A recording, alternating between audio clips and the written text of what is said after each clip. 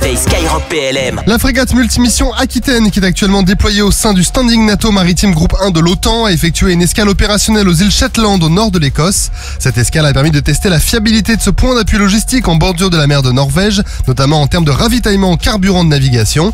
Ce nouveau point d'appui permettra de faciliter les opérations futures dans cette zone stratégique où les navires français patrouillent régulièrement. Lors de cette escale, l'Aquitaine a simulé un appareillage sous faible préavis dans des conditions de lutte contre les menaces asymétriques.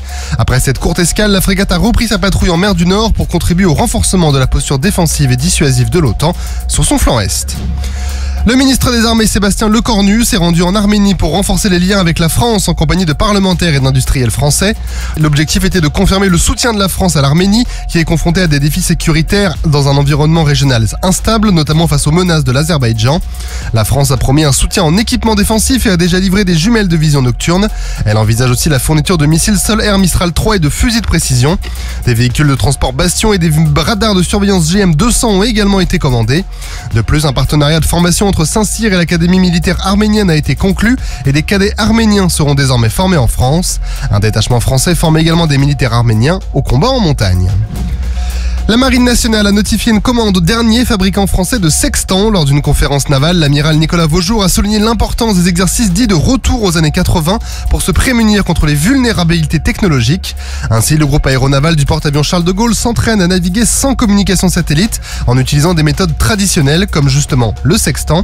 Dans ce cadre, la Marine nationale a même récemment commandé des sextants pour maintenir ce savoir-faire et renforcer la résilience de sa flotte en cas de défaillance des systèmes électroniques. Le sextant permet de déterminer la latitude et la longitude grâce à la position des étoiles. Il permet ainsi de disposer d'une horloge précise et d'une table astronomique. Grâce à cet objet, les marins peuvent naviguer et se diriger en mesurant la distance angulaire entre deux points et se repérer grâce aux astres selon la Marine nationale. La Direction générale pour l'armement a livré le dernier des 6 hélicoptères H-160 destinés aux missions d'alerte secours maritime. Ces appareils, qui sont opérationnels depuis l'année dernière, remplacent les hélicoptères Caïman Marine, Dauphin et Panthère pour le sauvetage en mer. Ces H-160 sont équipés de treuils, du système optronique Euroflir 410 et de cabines modulaires pour des missions optimisées. Les premiers retours d'expérience sur l'emploi de ces hélicoptères, avec plus de 1500 heures de vol et de nombreuses missions de secours, sont d'ailleurs très positifs.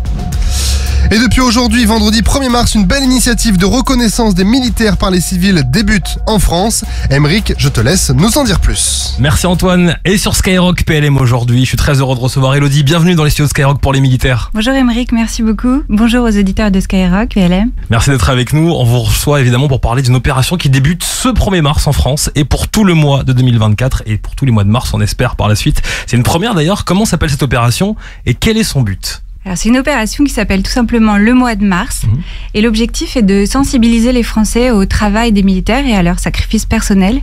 Donc on va essayer de rééditer cette opération tous les ans en mars. Initiative qui existe déjà ailleurs ? Oui, alors ça existe aux États-Unis et ça permet à la population d'être particulièrement sensible et attentive à ceux qui vont potentiellement se sacrifier pour elle. Il y a une phrase qui dit « Thank you for your service » que chacun dit à un militaire quand il le rencontre. Exactement. Quelle est l'origine du projet ? L'origine du projet est qu'on est une équipe d'une dizaine de personnes avec tous des métiers différents et chacun pour une raison personnelle on s'est rendu compte que les Français étaient très peu sensibilisés ou instruits de ce que c'est que la vie d'un militaire et de sa famille.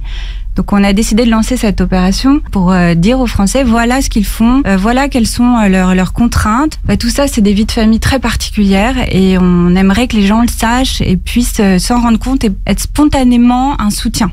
Oui, de la pédagogie, de sensibilisation également à tout ça. Alors, est-ce que vous avez obtenu justement le soutien de nombreuses personnalités ? Alors, nombreuses, c'est un grand mot parce que c'est le tout début. Ça commence. Voilà, donc personne ne nous connaît. Alors, on a le soutien de Skyrock, on est vraiment ravis. Avec plaisir. Le soutien de Madame Isabelle Lecointre, dont le mari était, qui est auteur tout d'abord, et son mari a été chef d'état-major des armées. Donc, elle a particulièrement vu toutes les facettes de ce métier-là, et donc on est très honorés de compter sur elle.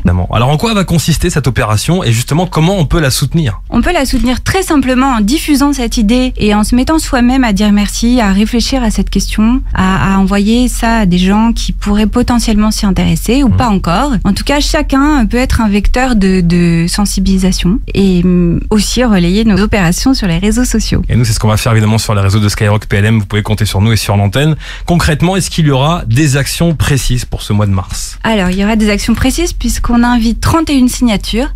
Alors, des gens connus, des journalistes, des gens qui ont un avis, donc qui sont artistes ou écrivains. Ils vont écrire ou dessiner quelque chose pour les militaires, justement pour les remercier et dire, voilà, donner leur regard à eux sur ce remerciement. Pour celles et ceux qui sont en train de nous écouter, comment on peut suivre le mois de mars sur les réseaux sociaux? Très simplement, sur vos réseaux préférés, que ce soit LinkedIn ou Instagram ou Facebook ou le nouveau Thread ou X. Alors, vous pouvez aussi participer en utilisant le hashtag le mois de mars. Oui. Remercier les militaires sur vos propres réseaux, ils seront très contents. Et surtout, c'est une manière de voilà, faire exister ce projet et le faire grandir et vous en êtes complètement acteur. Merci beaucoup Elodie d'être venue sur Skyrock PLM. Merci beaucoup Skyrock PLM. Sur terre, sur mer, comme dans les airs. Skyrock PLM, en équipe avec Uneo, la mutuelle des forces armées.